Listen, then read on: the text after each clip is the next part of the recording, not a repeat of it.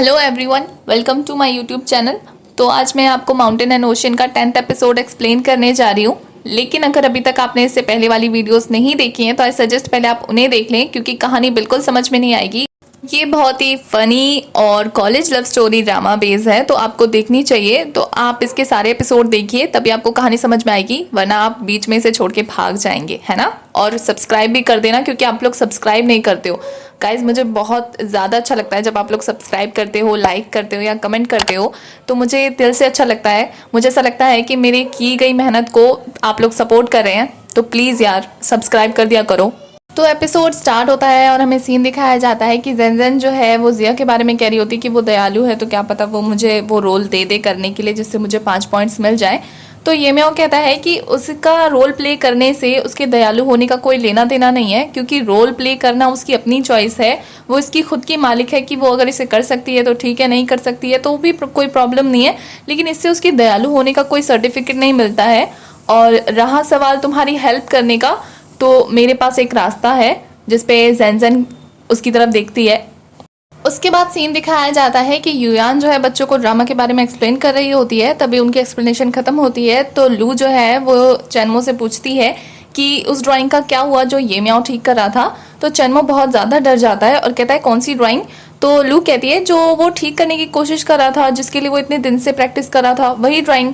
तो चेनमो जो है वो फ्लैशबैक में चला जाता है और हमें दिखाया जाता है उस टाइम पे कि जब वो लड़का लाइट ऑफ करके चला गया होता है, तो ये म्याओ जो है चेनमो को बहुत बुरी तरीके से धमकी देता है कि अगर उसने इस बारे में किसी को भी बताया, खास करके लू और जिया को, तो वो उसे मार डालेगा। और चेनमो जो है इस बात से बहुत ज़्यादा डर जाता है। और फिर कहानी जो है वो प्रेजेंट में आती है। तो चेनमो कहता है कि वो तो कोई ड्राइंग ठीक नहीं कर रहा था। तो लू कहती है कि वो इतने दिन से कोशिश कर रहा था जिस ड्राइंग को ठीक करने के लिए, वही ड्राइंग। तो चेनमो कहता है ऐसी कोई ड्राइंग नहीं है, वो कुछ भी ठीक नहीं कर रहा था और तुम किस बारे में बात कर रही हो, मुझे कुछ समझ में नहीं आ रहा है। तो लू जो है ये खबर सुन के फटाफट जिया को मैसेज कर देती है। और दूसरी तरफ जिया जो है अपने मैसेज में ये पढ़ के कि ये म्याओ कोई भी ड्राइंग ठीक नहीं कर रहा था, बहुत ज़्यादा गुस्सा हो जाती है और कहती है कि उस नालायक की वजह से मैंने इतने सारे नोट्स लिखे, अपने इतना सारा एफर्ट्स लगाया और उस बदमाश ने उस ड्राइंग को फेंक दिया। मैं बहुत ज़्यादा गुस्सा हूँ उससे। और बहुत अजीब अजीब से रिएक्शन देती है, जिससे जो उसके बगल में येलिन होता है वो उसे देख लेता है और उससे पूछता है कि क्या बात है, हुआ क्या है।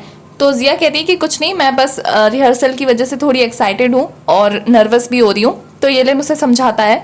तो वो दोनों आपस में बात कर ही रहे होते हैं कि तभी युयान आती है और कहती है कि तुम लोगों को रिहर्सल नहीं करनी है। और वो जिया को कहती है कि जल्दी से ये म्याओ को कॉल लगाओ और पूछो उससे कि वो कहाँ है, क्योंकि हमें रिहर्सल स्टार्ट करनी है। तो जिया जो है मुंह बनाती हुई ये म्याओ को कॉल लगाने जाती है। तभी ये म्याओ की आवाज़ आती है कि मैं यहाँ हूँ। लेकिन तभी स्टेज पे हमें दिखाया जाता है जेनजेन को, जो कॉस्ट्यूम पहनकर प्ले कर रही होती है। तो जेनजेन जो है स्टेज पे परफॉर्म करने लगती है और उसको देख के सभी चौंक जाते हैं, येलिन और जिया भी चौंक जाते हैं। तभी उसकी परफॉर्मेंस खत्म होती है। तो ये म्याओ को दिखाया जाता है, जो डायरेक्टर को कहता है कि मैंने कहा था ना कि ये मॉडल आपको बहुत ज़्यादा पसंद आई है और ये बहुत अच्छा गाती है। तो सभी उसकी बात पे एग्री करते हैं और जेनजेन जो है उसे देख के स्माइल करती है। तभी जिया जेनजेन की नज़रों को फॉलो करते हुए ये म्याओ को देखती है और वो ये म्याओ को गुस्से में घूर रही होती है कि उसने ऐसा क्यों किया उसके साथ। उसके बाद दिखाया जाता है कि सभी डायरेक्टर जो है सीट पे बैठे होते हैं, क्योंकि जिया जो है अब अपनी रिहर्सल दिखाने वाली होती है सबको ट्रायल के लिए कि वो स्टेज के लिए तैयार है या नहीं। तभी युयान जो है वो कंडक्ट कर रही होती है सबको। तो फिर वो फ्लैशबैक में चली जाती है और वहाँ दिखाया जाता है कि जिया जो है वो ऐसा गाना गाती है जिसे सुन के हमारी युयान बिल्कुल शॉक रह जाती है और वो कहती है कि तुमने बहुत अच्छा गाया है, जबकि उसने बहुत बेसुरा गाया होता है। और युयान जो है उसको चने की झाड़ पे चढ़ा देती है और कहती है कि जब तुम गाना गाओगी ना तो सब तुम्हारे गाने के ना मोहित हो जाएंगे, वो तुम्हारे गाने से ना इतने अट्रैक्टिव हो जाएंगे ना कि सब कुछ भूल जाएंगे। तो जिया जो है उसकी बात पे एग्री हो जाती है और युयान जो है बहुत ही फनी स्माइल देती है कि युयान ये सब जानबूझ के करती है ताकि वो जिया को स्टेज पर बेइज्जत कर सके, उसकी इंसल्ट कर सके वहां सबके सामने। तभी जिया की परफॉर्मेंस स्टार्ट होती है और सभी लोग जिया को देख रहे होते हैं। तो जिया ऐसा गाना गाती है कि पहले तो सबका रिएक्शन देख के लगता है जिया को कि वो सारे उसके गाने के पीछे मतलब मोहित हो गए हैं, इतना अच्छा गा रही है वो। और वो जैसे ही अपना गाना कंप्लीट करती है तो सबकी हंसी छूट जाती है और सबको हंसता हुआ देख के जिया अपसेट हो जाती है। उसके बाद दिखाया जाता है कि डायरेक्टर जो है वो युयान और येलिन को डांट रहे होते हैं इस लापरवाही के लिए कि उन्होंने जो है फीमेल मॉडल को अच्छे से गाना नहीं सिखाया, क्योंकि ये बहुत बड़ी ऑर्गेनाइजेशन के तहत ये ड्रामा होने वाला है और उन्होंने ऐसी लापरवाही दिखाई है। तो येलिन समझाता है कि उससे अच्छे से केयर नहीं की है, तो वो फीमेल मॉडल को अच्छे से गाना सिखाएगा, उसको ट्रेनिंग देगा, तो उसे कुछ दिन की मोहलत दे दे। तो डायरेक्टर जो है साफ साफ मना कर देते हैं और कहते हैं कि उन्हें फीमेल जो मॉडल है वो चेंज करनी है, जिसपे जिया जो है बहुत ही जोश भरी तरीके से बात करती है कि मैं पूरी कोशिश करूंगी, मैं आत्मविश्वासी हूँ, बहुत जोश में बात करती है। तो उसकी ऐसी जोश भरी बात सुन के ये म्याओ तो हंसने लगता है और येलिन बहुत ही गौर से उसे देखता है, उसको बहुत ही प्यार से देखता है। तो डायरेक्टर जो है बिल्कुल मना कर देते हैं कि हमें जिया को नहीं लेना है, हमें कोई और सुंदर मॉडल चाहिए जिसे गाना भी अच्छा आता हो। तभी जो ज़ेनज़ेन है वो आगे आती है। तो डायरेक्टर ज़ेनज़ेन को कहते हैं कि तुम प्ले नहीं कर सकती हो क्योंकि तुम प्ले में अभी तक सेलेक्ट नहीं हुई हो। तो ज़ेनज़ेन कहती है मैं कर सकती हूँ, मुझे गाना आता है, आप ये म्याओ से पूछ सकते हैं। और ये म्याओ तो बिल्कुल चुप हो जाता है क्योंकि सारा भार जो है उसके ऊपर आ जाता है। उसके बाद नेक्स्ट सीन में दिखाया जाता है कि ज़ेनज़ेन जो है वो कॉस्ट्यूम के साथ बहुत ही अच्छे से सिंगिंग करती है और सब लोग उसकी सिंगिंग सुन रहे होते हैं, बहुत अच्छा करती है। तो उसको देख के हमारी जिया जो है थोड़ी अपसेट हो जाती है और कहती है कि इसका गाना सुनने में बहुत ज़्यादा अच्छा लग रहा है और लोग इसकी तरफ अट्रैक्टिव हो रहे हैं, तो ये बिल्कुल सूट कर रही है। तो येलिन कहता है कि नहीं, मेरे लिए तो मेरी नज़रों में तुम ही जो है इस ड्रामा की फीमेल लीड हो और नेक्स्ट टाइम मैं ऐसा ड्रामा बनाऊंगा ना जिसमें तुम्हारे ऊपर रोल सूट करेगा और तुम्हें ड्रामा से निकलना नहीं पड़ेगा। तो येलिन उसे अपनी बातों से कंफर्ट दे रहा होता है और जिया भी ऐसे एक्ट करती है कि जैसे उसे कोई फर्क नहीं पड़ा है और वो भी उसकी बातों में हाँ मिलाने लगती है। तो जिया उसे देख के कहती है येलिन को कि तुम कितने अच्छे हो ना, कितनी अच्छी अच्छी बातें करते हो, मुझे कंफर्ट करने के लिए कितने अच्छे से पेश आ रहे हो। दूसरी तरफ येलिन सोचता है कि जैसे तुम ये म्याओ के सामने खुल के अपना इमोशन जाहिर करती हो, क्या तुम मेरे सामने कभी कर सकती हो। और ये बातें वो अपने मन में बोल रहे होते हैं, सोच रहे होते हैं ऐसा। जिया जो है कॉस्ट्यूम रूम में होती है और वहाँ के सामान को देख रही होती है, स्टेज को देख रही होती है जिसपे खड़े होकर उसे गाना गाना था। तो वो दुखी होती है वहीं पे। तभी ये म्याओ आता है और ये म्याओ को देख के जिया कहती है कि मैं तुम्हें बिल्कुल माफ नहीं करूंगी, मैं तुमसे बहुत ज्यादा गुस्सा हूँ। तो ये म्याओ कहता है कि तुम यहाँ क्या कर रही हो, दुखी हो। तो जिया कहती है तुम यहाँ मुझे ना दिलासा देने की तुम्हें कोई जरूरत नहीं है, तुम यहाँ से चले जाओ। तो ये म्याओ कहता है कि मैं तुम्हारा दोस्त हूँ, मैं तुम्हारा हालचाल पूछने आई हूँ और वैसे भी मैं कोई तुम्हें दिलासा देने नहीं आया हूँ, मैं बस तुम्हें ये बता रहा हूँ कि अगर तुम इस स्टेज पे खड़े होकर अच्छे से सुरीली आवाज में गाना गाती तो लोग तुम्हारी तरफ अट्रैक्ट होते, तुम्हें देख के खुश होते, तुम्हारे लिए तालियां बजाते तुम्हारी परफॉर्मेंस देख के। पर तुम तो ऐसे गा रही थी जैसे कि 1000 कौवे उड़ रहे हो आसमान में, कै कै कर रहे हो। तुम्हारी आवाज सुन के पता है मेरे कानों में दर्द हो रहा था। तो जिया कहती है ऐसे दिलासा देते हैं क्या दोस्तों को, तुम मेरी बुराई करे हो, मेरी इंसल्ट करे हो और कह रहे हो कि तुम मुझे दिलासा दे रहे हो, मेरे दोस्त हो, धोखेबाज कहीं के, मुझसे बात करने की जरूरत नहीं है। तो ये म्याओ कहता है धोखेबाज, मैंने क्या धोखेबाजी की, अच्छा बताओ हम दोनों एक कॉलेज के नहीं है, अगर तुम स्टेज पे गाती सारे कॉलेज के सामने तुम्हारी बेइज्जती होती तो क्या हमारे कॉलेज की बेइज्जती नहीं होती। जिसपे जिया जो है कहती है हाँ हम एक ही कॉलेज के हैं, लेकिन जो भी हो मैं नहीं चाहती कि तुम ज़ेनज़ेन के साथ रहो या उसके साथ एक्ट करो। तो ये म्याओ कहता है क्यों, तुम क्यों नहीं चाहती कि मैं ज़ेनज़ेन के साथ रहूं। तो जिया कहती है क्यों किस लिए मुझे रीजन नहीं पता, बस मैं नहीं चाहती कि तुम ज़ेनज़ेन के साथ रहो, उसके साथ दिखो, तुम्हें चूज करना होगा मैं या वो। तो ये म्याओ भी सीरियस हो जाता है और कहता है कि मैं या येलिन।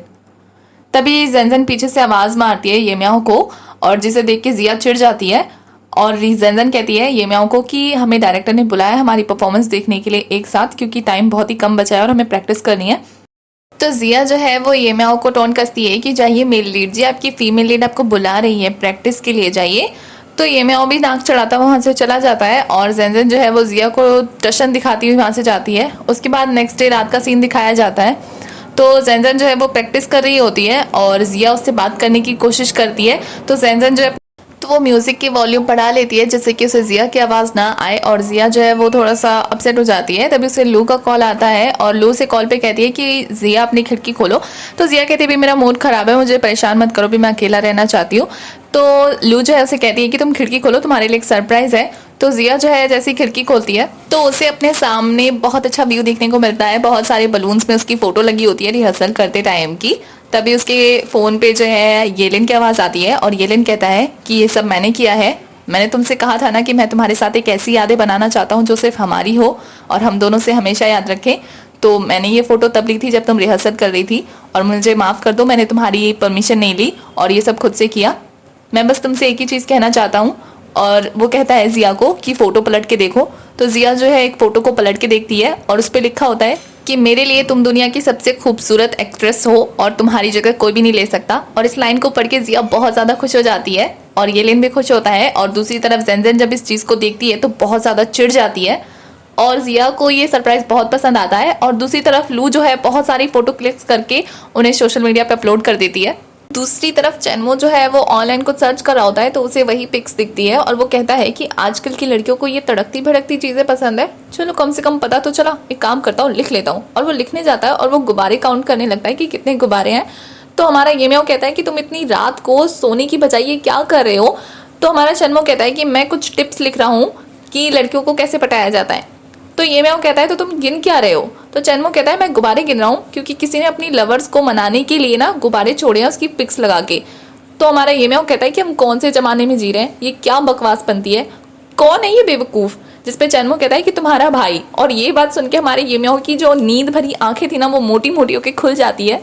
तो जिया जो है अपनी रिहर्सल की पिक्स को देख रही होती है और अपने रिहर्सल के टाइम को याद करती है कि उसने कितना ज़्यादा एंजॉय किया था। तभी ज़ेनज़ेन आती है और उसको गुब्बारे टच होते हैं तो वो बहुत ही इरिटेट हो जाती है और कहती है कि इन चीज़ों को अपनी जगह पे रखो, ऐसे रास्ते में रखने की ज़रूरत नहीं है जिससे दूसरों को प्रॉब्लम हो। कितना ड्रामेटिक है ये सब।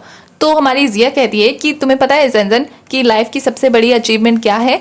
तो ज़ेनज़ेन कहती है ऑफकोर्स सफलता है, क्योंकि अब देखो ना मैं तुम्हें हटाकर मेल लीड बन गई हूँ तो अब सबका फोकस मुझ पे होगा, तो क्या ये सफलता नहीं है।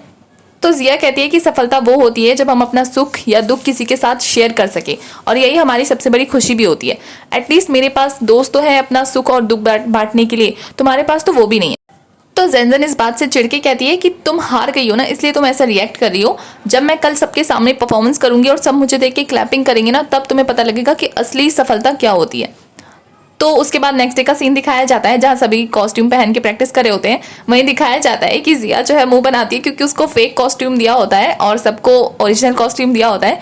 तभी वो युयान के पास आती है और कहती है कि आपने सबको कॉस्ट्यूम दिया और मुझे फेक दिया, ऐसा क्यों। तो वो कहती है कि कॉस्ट्यूम की कमी हो गई है, लेकिन मेरे पास तुम्हारे लिए एक सरप्राइज है और एक ना बैड न्यूज़ भी है। वो उसे गत्ते वाला हेलमेट दिखा के कहती है कि हमारे पास कॉस्ट्यूम की कमी है इसलिए मैंने तुम्हारे लिए कार्डबोर्ड से बना हुआ हेलमेट बनाया है तो तुम ना इसके साथ एडजस्ट कर लो। तो हमारी जिया जो है मुंह बनाते हुए कहती है तो फिर अच्छी न्यूज़ क्या है। तो वो कहती है कि इस हेलमेट को अभी तक किसी ने यूज़ नहीं किया है और वो उसके सर पे पहना देती है और तो उसका ऐसा लुक देख के सब हंसने लगते हैं। तो जिया उन्हें घूर के देखती है और वो तीनों घूम जाते हैं और फिर आपस में बात करते हैं कि अगर वो गुस्से में और अभी हमने उसकी आंखों में देखा ना तो हमारे लिए बहुत ज़्यादा बुरा होगा। तो फिर वो तीनों ना आपस में पूछते हैं कि क्या अब वो गुस्सा कम हो रही है देखना। तो तीनों डिसाइड करते हैं कि वो तीनों एक साथ काउंट करेंगे और फिर पीछे घूमेंगे और वो तीनों ऐसे ही करते हैं और देखते हैं कि जिया अभी भी गुस्से में उन्हें घूर रही होती है। तो युयान उन्हें एक लास्ट बार प्रैक्टिस करने के लिए कहती है और सभी लोग स्टेज पे आ जाते हैं प्रैक्टिस करने के लिए। तो ना लड़ाई करते हुए जिया की नकली तलवार टूट जाती है और ये देखकर हमारा ये म्याओ बहुत ही ठहाके मार के हंस रहा होता है और उसकी हंसी रुकी नहीं रही होती ये सीन देख के। और जिया का मुंह देख के तो मुझे भी हंसी आ रही होती है। तभी बैक स्टेज से सारा सामान ऑन स्टेज लाया जा रहा होता है तो वहाँ पे स्टेज का पहिया निकल जाता है और इस बात पे किसी का ध्यान नहीं जाता है। वहीं दूसरी तरफ ज़ेनज़ेन जो है अपना कॉस्ट्यूम देखकर अपना मेकअप देख के सोचती है कि इन सब की उसे कब से ज़्यादा ज़रूरत थी। तभी एक लास्ट रिहर्सल स्टार्ट होता है मेकअप के साथ। तो सब लोग अच्छा परफॉर्म कर रहे होते हैं लेकिन हमारे येलिन की नज़र हमारे जिया पर होती है और वो बहुत ही प्यार से उसे देखकर स्माइल कर रहा होता है और उसकी स्माइल को नोटिस करती है युयान और वो बहुत ज़्यादा किलस जाती है। तभी ज़ेनज़ेन की स्टेज पे एंट्री होती है और वो बहुत अच्छा गाना गाती है। ज़ेनज़ेन की परफॉर्मेंस खत्म होते ही जैसे ही वो प्रॉप से नीचे उतर रही होती है तो उसका एक पहिया निकल जाता है और वो हिलने लगता है और इस बात को हमारा ये म्याओ नोटिस करता है और वो जाके उसे पकड़ने लगता है। लेकिन तब तक बहुत देर हो चुकी होती है और ज़ेनज़ेन जो है सीढ़ियों से फिसल गई होती है, उसके पैर पे लग गई होती है चोट और सब लोग दौड़ के आते हैं और ये म्याओ को भी बहुत ज़्यादा चोट लग गई होती है उसके हाथ पे। तो सब लोग उसको देख रहे होते हैं। दूसरी तरफ ज़ेनज़ेन उठती है और उसके पैरों से खून निकल रहा होता है। तो लू कहती है कि तुम्हारे पैरों से खून निकल रहा है और ये देखकर जिया भी उसके पास जाने की कोशिश करती है लेकिन हमारी ज़ेनज़ेन जो है जिया को खींच के एक थप्पड़ मार देती है और कहती है कि इन सब की जिम्मेदार तुम हो, है ना। और हमारा एपिसोड यहीं खत्म होता है। तो एपिसोड 10 की एक्सप्लेनेशन होती है खत्म। आगे की कहानी के लिए आपको नेक्स्ट एपिसोड तक वेट करना होगा। तब तक के लिए बाय।